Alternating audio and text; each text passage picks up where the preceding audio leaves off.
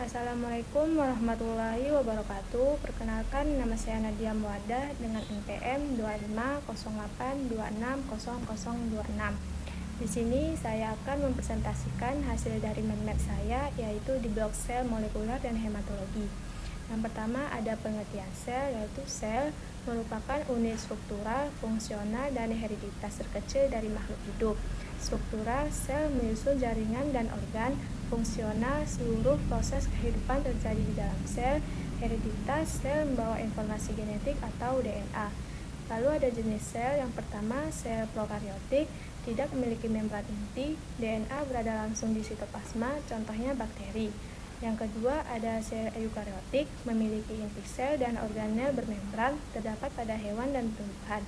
Lalu ada struktur sel dan fungsinya. Membran sel melindungi sel, mengatur keluar masuk zat, dan komunikasi antar sel. Sitoplasma, tempat berlangsungnya reaksi metabolisme sel. Mitokondria, penghasil energi atau ATP. Ribosom, tempat sintesis protein. Retikulum, endoplasma kasar dan halus. Kasar, sintesis protein. Halus, sintesis lipid dan detoksifikasi. Badan Golgi, memodifikasi, mengemas, dan mendistribusikan protein. Lisosom, pencernaan intrasel dan daur ulang komponen sel. Lalu ada transport membran, yaitu sel mempertahankan keseimbangan internal melalui mekanisme transport.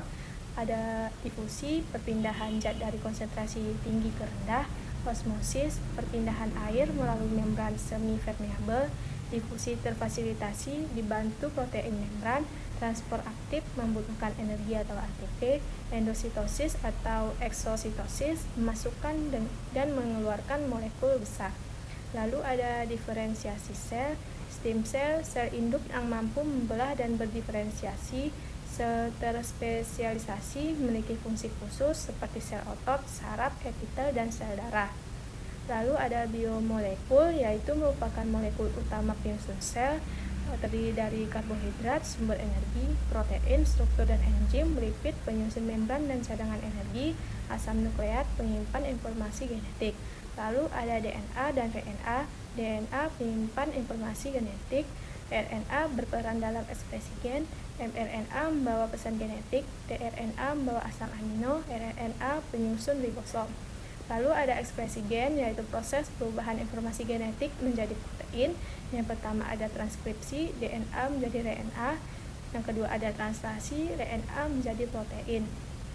Lalu ada sintesis protein, yaitu kodon dan antikodon menentukan urutan asam amino. Terbentuk rantai polipeptida, protein kemudian dilipat agar menjadi fungsional. Lalu ada komponen darah, yaitu plasma, cairan darah yang mengandung air, protein plasma, nutrisi, dan hormon. Protein plasma terdiri dari albumin, globulin, fibrinogen. Lalu ada hematopoiesis, yaitu proses pembentukan sel darah terjadi di sumsum tulang belakang. Di sumsum tulang berasal dari stem sel hematopoietik, menghasilkan eritrosit, leukosit, dan trombosit.